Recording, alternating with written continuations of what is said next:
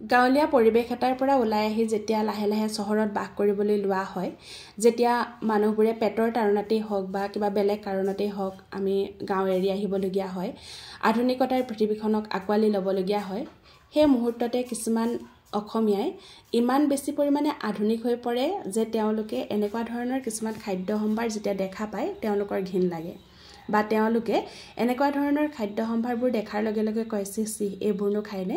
তেওঁলোকে নিজৰ ল'ৰা ছোৱালী সতি সন্তানক চহৰীয়া ঢংবোৰ শিকাবলৈ আৰম্ভ কৰে।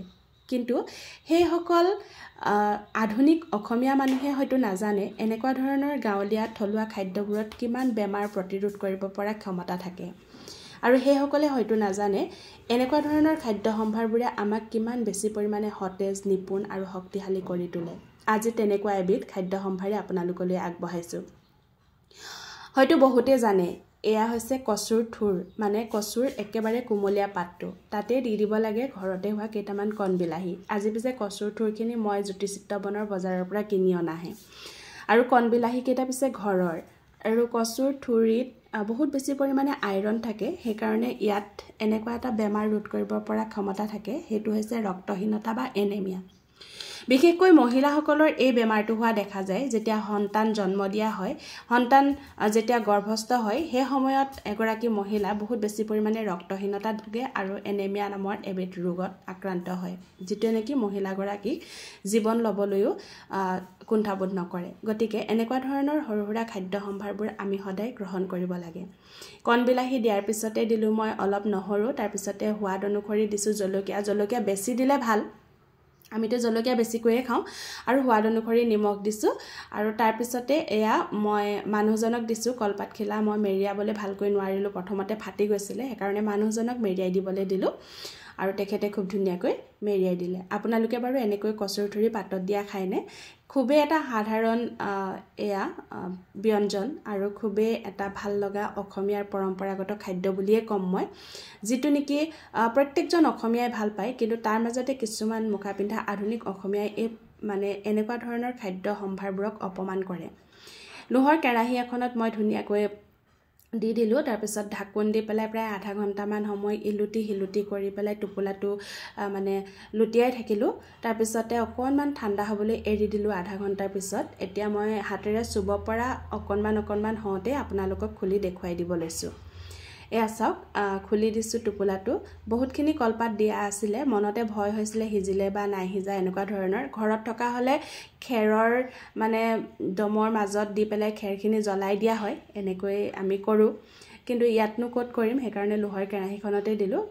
এটুকুৰা নহৰু পিটিকি চাইছোঁ, খুব ধুনীয়াকৈ সিজিলে। ইমানেই গৰম হৈ আছিলে গতিকে হাতেৰে পিটিকিব পৰা নাই, আৰু গৰমে গৰমে পিটিকিলেহে বহুত বেছি পৰিমাণে মিহি হৈ পিটিক খাই যায়। সেইকাৰণে মই এটা বুদ্ধি লগালোঁ, এয়া কাটা চামুচখনেৰে প্ৰথমতে পিটিকি লৈছোঁ।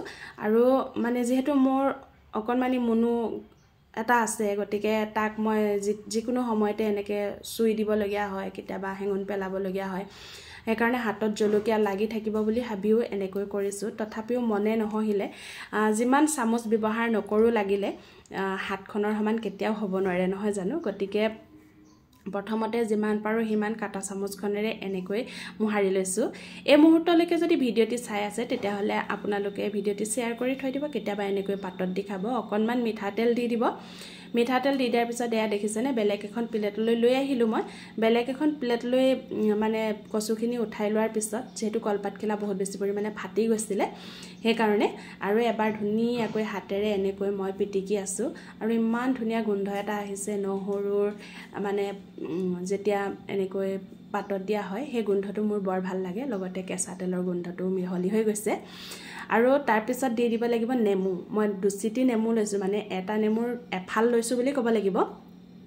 নেমু, জলকীয়া, নিমখ, কেঁচা মিঠাতেল, লগতে কচুৰ থুৰি, বিলাহীৰ সেই সোৱাদটো সঁচাকৈয়ে যিসকলে লৈছে তেওঁলোকে কেতিয়াও পাহৰিব নোৱাৰে। আৰু এনেকৈ মৰম দি যাব। আপোনালোকৰ মৰমখিনিৰ কাৰণে এনেকৈ কথা ক'বলৈ আগবাঢ়ি আহিব পাৰিছোঁ, এনেকৈ আপোনালোকক এটা পৰম্পৰাগত ৰেচিপি দেখুৱাব পাৰিছোঁ। আৰু সেয়াই, আপোনালোকৰ সহযোগিতাৰ অবিহনে কোনোখিনিয়ে সম্ভৱ নহয়। ইমান পৰ্যায়লৈকে ভিডিঅ'টি চাই দিয়াৰ বাবে আপোনাক বহুত বেছি ধন্যবাদ জ্ঞাপন কৰিছোঁ। আৰু এয়া এনেকৈয়ে সজালোঁ আজিৰ মোৰ চাটনিখন বা পিটিকাখন। আৰু আপোনালোকে কোনে কোনে কচুৰ থুৰিৰ পিটিকা খাই ভাল পায় জনাবলৈ নাপাহৰিব। ভোট জলকীয়াটো পিছে এনেহে দিছোঁ ভাল লাগিবৰ কাৰণে আজিলৈ ইমানেই ধন্যবাদ